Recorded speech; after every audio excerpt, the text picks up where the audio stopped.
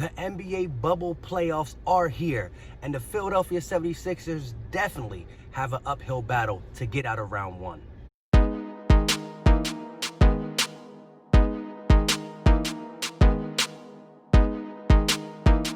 What is going on, everybody? I go by Philly Mike, and this is the Philly Talk Podcast.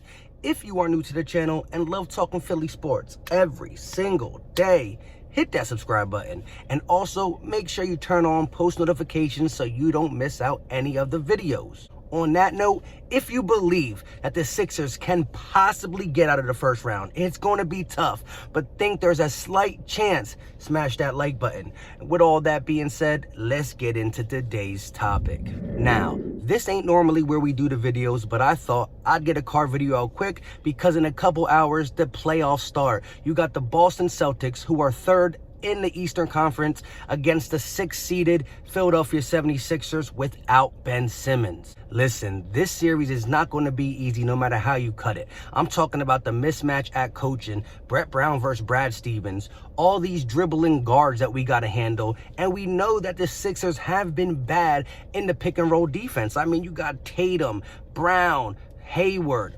Kemba. These guys definitely know how to use the pick and roll and can get hot from the three and also get to the hole. However, the Sixers do got something that the Celtics don't got, and that is Joel Embiid.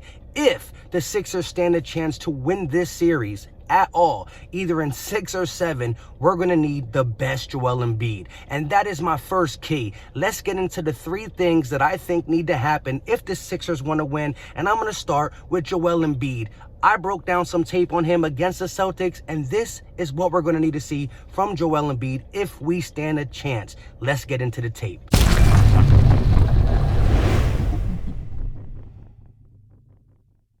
Joel Embiid is one-on-one against Daniel Tice. As he makes a move to the basket, the Celtics hit him with a triple team, but being so deep, he just mans up and finishes at the rim. Joel Embiid gets the ball on the block, and an immediate double team comes over, leaving 2 guys wide open, either Mike Scott or Ben Simmons, for an easy pass to finish at the rim uncontested. This is something I kind of don't want to see from Embiid, but if he's on and it's there, you got to take it. Here you actually see Brett Brown run a play. Mike Scott's going to set a pick for Tobias, and because Tatum's trailing him, it puts Cantor in an awkward position, so Embiid gets the easy bucket. On this play, there's nothing fancy, just straight bully ball, and we got to see this from Joel Embiid. Here, Tobias misses, and Joel Embiid is crashing the boards, grabbing a rebound. We need that in this series. 4 guys on him, he's too deep, don't make the pass, go up physical. Embiid's on the block again, and another immediate double team comes, but instead of passing it out, he sees the baseline's wide open, so he goes to the hole and gets an easy bucket. On this play, you see Embiid in transition, just going up strong, physical. In the post again, the double team comes too late. Anytime he got one-on-one with Cantor, he got to go to work. Once again in the post, Joel Embiid draws another double team, so James Ennis, yes, James Ennis, ends up wide open, and Embiid has great vision, finds him for an easy bucket. And lastly, we need Joel Embiid to guard the rim like we know he can. Get that out of here. That is what we're going to need to see from Joel Embiid. Be aggressive, not settle. Be dominant in the paint and just take over games. You got to be able to beat the double teams at time and know when to pass out of the double teams. Because if they start sending 2 or 3 guys away, you're going to have guys like Furkan and Josh Rich and Alex Burke, Shake Milton, Tobias wide open. And that leads me into my second key to victory. How are these guys, the role players, going to step up around Joel Embiid?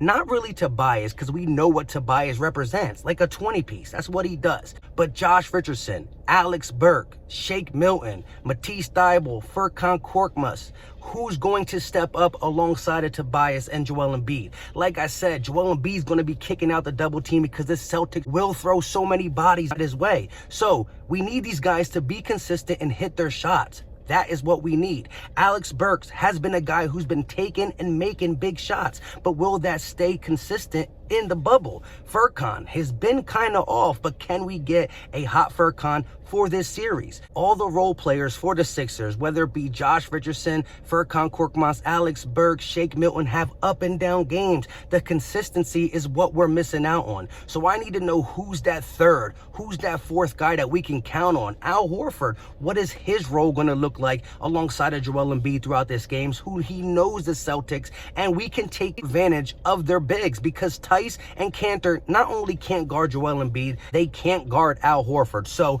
we need our role players to step up alongside of Joel Embiid. He's going to have to give us 30 and 15, something like that, because like I said, the ball handling guards for the Celtics will take advantage of our lackadaisy pick and roll defense, and they got the guys to do that. Now, for my last key is Brett Brown. Will he mess up the rotations? Will he try to go too deep of the bench? Will he not play Alex Burke or Matisse Thybulle in key situations? Because although we need scoring from Furkan and other players, we need defense. Losing Ben Simmons was big on the defensive side of the ball, the steal leader of the NBA.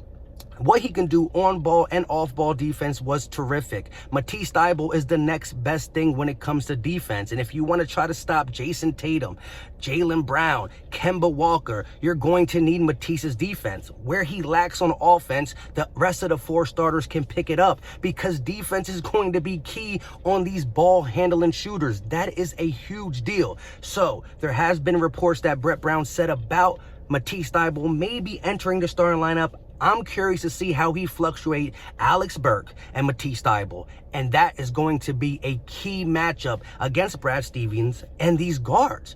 With all that being said, this got to be a quick video because I got to get back to work. Let me know in the comment sections, what do you think about Joel Embiid, and what do you think about the defense we're going to throw out the Celtics? Can we sneak out? This is not going to be easy, but I got a little bit of faith. On that note, appreciate you guys for watching, all the constant support. Until next time, you know what time it is. We out.